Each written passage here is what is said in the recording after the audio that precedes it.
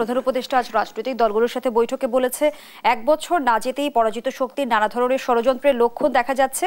তিনি আরো বলেন, মতপার্থক্য প্রতিদ্বন্দ্বিতা থাকলেও ফ্যাসিবাদের বিরুদ্ধে রাজনৈতিক দলগুলোর ঐক্যকে আরো দৃশ্যমান করা দরকার। শুধুই কি আসলে ফ্যাসিবাদী শক্তির ষড়যন্ত্র, নাকি আমরা সমস্যার গোড়ায় পৌঁছাতে পারছি না? আমার তো মনে হয় তাই। সরকার পারছে না, মানুষ পারছে। মানুষ তো সমস্যার সমাধানের রাস্তায় নামছে এবং তারা একটা কী বলে ভালোভাবে বেঁচে থাকতে চায়, নিরাপদ থাকতে চায়। নিরাপত্তা দেওয়া তো সরকারের দায়িত্ব জনগণের, কিন্তু সরকার তো জনগণ নিরাপত্তা দিতে পারছে না। মানুষের, বিশেষ করে খেটে খাওয়া মানুষের, সাধারণ মানুষের, যাদের এই গণ অভ্যুত্থানে সবচেয়ে বেশি ভূমিকা ছিল, এবং মৃত্যুর সংখ্যা যদি দেখেন এককভাবে খেটে খাওয়া মানুষের সংখ্যা বেশি। তাদের ভাগ্যের কোনো পরিবর্তন হয়েছে? তাদের অবস্থার কোনো পরিবর্তন হয়েছে?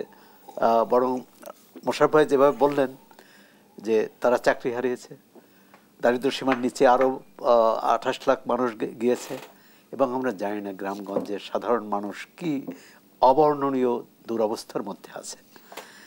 সরকার, এটি অন্তর্বর্তী সরকার, কিন্তু তার অনেক আচরণে মনে হয় তারা অন্তর্বর্তী নয়, তারা স্থায়ী থাকতে চান। মানুষের মধ্যে যখন এই বোধ তৈরি হয় তখন কিন্তু এই সরকারকে সমর্থন করবে না, কারণ এই সরকার এসেছে গণতন্ত্র প্রতিষ্ঠার অঙ্গীকার নিয়ে, আর নির্বাচন ছাড়া গণতন্ত্র প্রতিষ্ঠা হতে পারে না। 3টি নির্বাচনে মানুষ ভোট দিতে পারেনি। মানুষ চায় এই নির্বাচনটি যত দ্রুত সম্ভব। কেন ফেব্রুয়ারিতে হতে পারবে না? কেন ডিসেম্বরেই বা হতে পারবে না? অনেকেরই প্রশ্ন ছিল।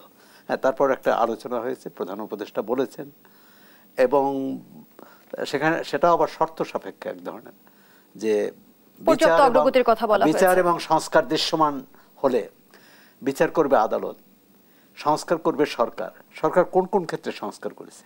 একমাত্র সংবিধান, নির্বাচন নিয়েই কিন্তু যত এই 2-3 মাস ধরে যত আলোচনা, তার মূল কেন্দ্রে কিন্তু নির্বাচনটা কি, নির্বাচনে কি কোন পদ্ধতিতে হবে, আর স্বৈরাচারকে কিভাবে ঠেকানো যায়, সেক্ষেত্রে কি করণীয়। মানুষের অর্থনৈতিক সমস্যা, স্বাস্থ্যসেবা, শিক্ষা সমস্যা, কোনোটাই তো সমাধান হয়নি, বা কোনটার ক্ষেত্রে সরকার ভালো পদক্ষেপ নিয়েছে এটাও দেখা যায় না। একমাত্র যদি বলেন যে অর্থনৈতিক ক্ষেত্রে, ব্যাংকিং খাতে কিছুটা শৃঙ্খলা এসেছে, যদিও মোশাররফ ভাই সেটা দ্বিমত করছেন, মাথা নাড়ছেন। তারপরে বলবো যে এক ধরনের লুটপাটটা তো হচ্ছে না এখন, টাকার মূল্যমানও একটা স্থিতি আছে, কিন্তু অন্য ক্ষেত্রে সরকারের ভয়াবহ ব্যর্থতা। মানুষ যদি নিরাপদ না থাকে, ঘরে বাইরে যদি তাকে শঙ্কায় থাকতে হয় প্রতি মুহূর্তে, আর রাজনৈতিক অস্থিরতা,